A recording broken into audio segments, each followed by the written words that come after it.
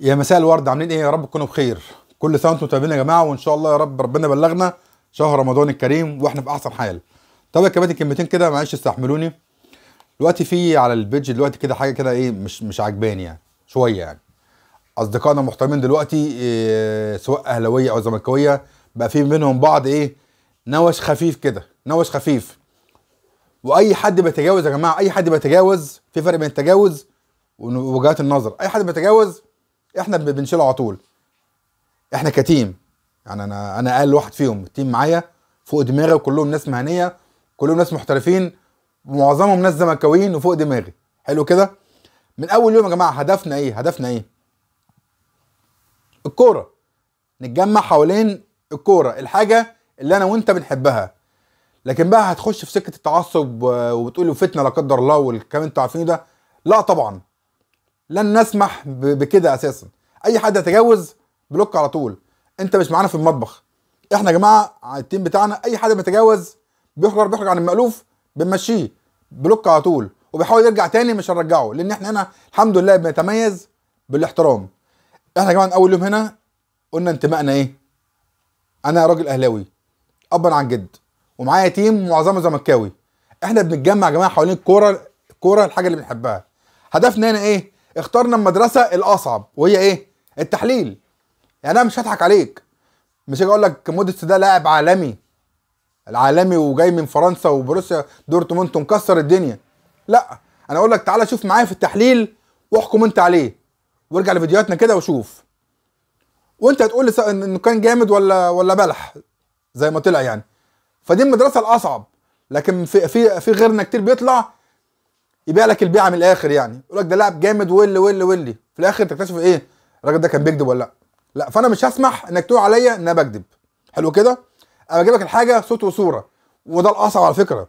الاسهل بالنسبه لنا احنا كتيم الخبر وخلاص. لكن انا بقى بنطلع بقى نعمل تحليل وفريق مونتاج وفريق تصوير وفريق مصادر خاصه، ليله طويله، عشان في الاخر اطلع اعمل لك الفيديو، وبنحاول نطلعه بشكل مبسط عشان ايه؟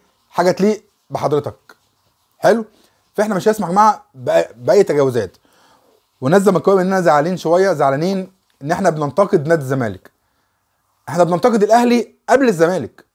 وانا هنتقده ليه؟ لما اطلع اقول لك الزمالك كان بيفاوض موسيماني وتقول لا بيحصلش. لا، حصل.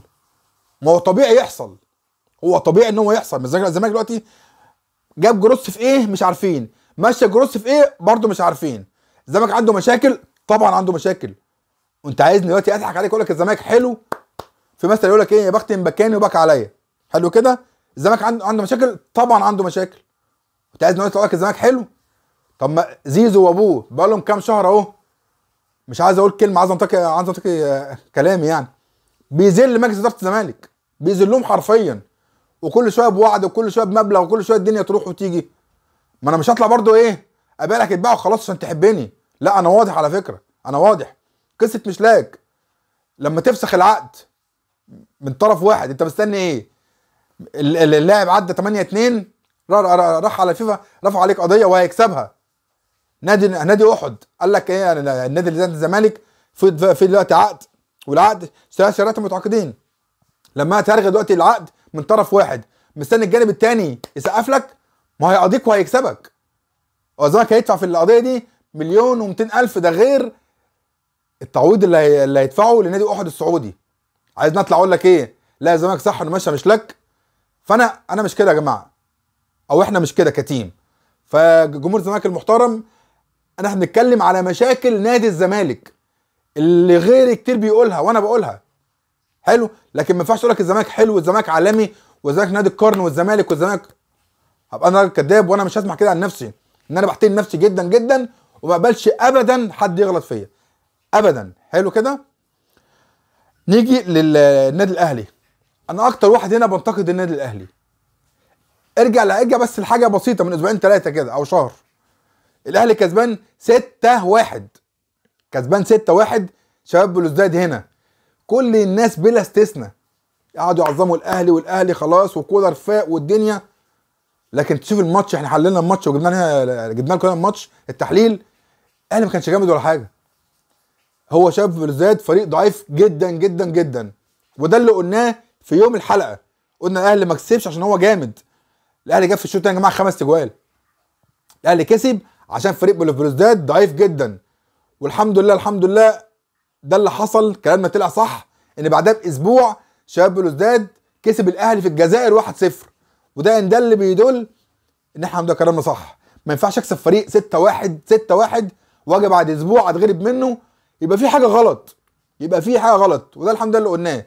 فاحنا لو بننتقد يا جماعه بننتقد للاحسن، عشان للاحسن. لما انتقد الزمالك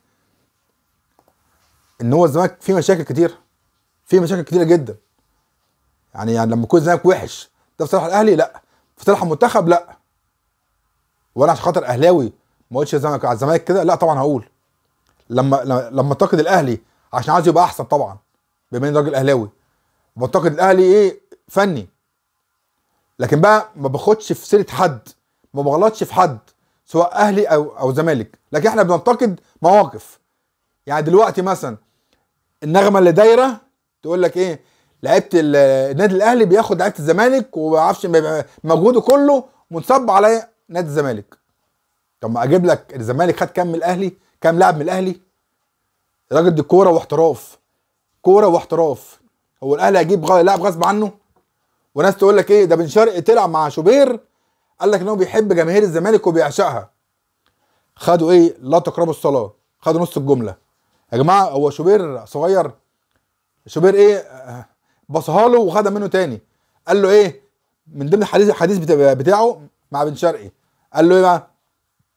هيكون في ضغط عليك يا بن شرقي عشان انت كنت في نادي الزمالك وعملت معاهم بطولات والكلام ده. بن شرقي طلع ذكي جدا ورفع الضغط على نفسه. قال له ايه؟ لا انا بحترم نادي الزمالك جدا وبحب جماهيره وهم كانوا بيحبوني. فشوبير صايع قال له ايه؟ طب انت راضي عن انتقالك للنادي الاهلي بنسبه كام في الميه؟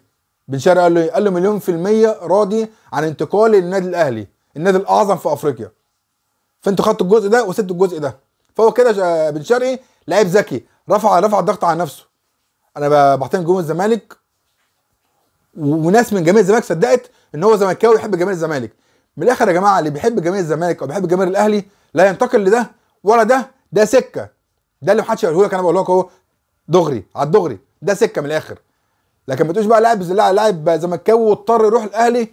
يا باشا السكامانس بيتكلم، الانتماء دلوقتي لده من الاخر. يعني انا مش طالع هنا ابيع لك البيع وخلاص، انا بقول لك الحقيقه اللي ما حدش يقولها لك. نيجي مثلا لعيب نادي الزمالك، ما اخر حاجه في المدربين خد من الاهلي كارترون، ما خدش من الاهلي بقى، كارتون كان بيدرب النادي الاهلي. هطلع اقول لك ان الزمالك خد من النادي الاهلي كارترون؟ مش كده برضه. طب دلوقتي بيسيرو دلوقتي مش ده كان بيدرب الاهلي؟ طب بيسيرو ده انت ما بتعرفوش؟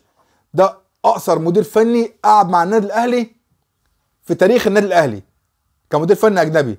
خد مع الاهلي 12 مباراه، كسب 8 وخسر 2 وتعادل 2.